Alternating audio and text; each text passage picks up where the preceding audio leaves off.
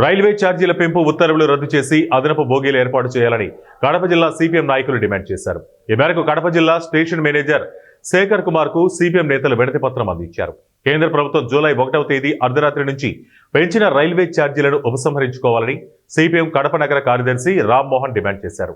ఈ సందర్భంగా రామ్మోహన్ మాట్లాడుతూ కేంద్ర ప్రభుత్వం రైల్వే ఛార్జీలను కిలోమీటర్కు 1 పైసా 2 పైసలు పెంచడం వల్ల సామాన్య ప్రజలకు ఇబ్బంది కలిగే పరిస్థితి ఉందన్నారు.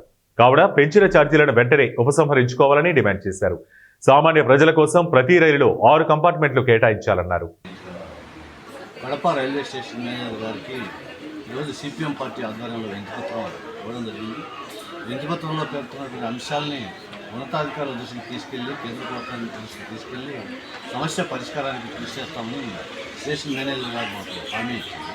ప్రధానంగా ఒక 3-4 అంశాలని మేము స్టేషన్ మేనేజర్ గారు తీసుకెళ్ళి, మొదటి విషయం ఏంటంటే రైల్వే బోగీలలో కంపార్ట్మెంట్లో బాత్రూమ్స్ చాలా ఇబ్బందికరంగా ఉంటున్నాయి. వాటిని సక్రమంగా శుభ్రం చేసే పని చేయకపోవడం వల్ల ప్యాసింజర్స్ తీవ్రమైనటువంటి ఇబ్బందులు పడుతున్నారు. కాబట్టి ఆ సమస్యని పరిశీలించి పరిష్కారానికి కృషి చేయాలని చెప్పి అడిగా. దాంతోపాటు దూర ప్రాంత ప్రయాణికులు వెళ్ళేదానికి అవసరమైనటువంటి ప్యాసింజర్ బోగీల్ని పరిమితంగా వేస్తూ ఉన్నారు. వాస్తవంగా రైల్వే నిబంధనల ప్రకారం ముందు 3 వెనక 3 6 బోగీల్ని ప్యాసింజర్స్ కోసం జనరల్ బోగీల్ని ఏర్పాటు చేయాలనే నిబంధన ఉంది. కానీ ఇప్పుడు 1, 2 మాత్రమే ముందు వెనక వేస్తున్నారు. మొత్తంగా చూసినప్పుడు వెనక 1 ముందు 1 ఆ రీతే వెనక 2 ముందు 2 మొత్తం 2 నుంచి 4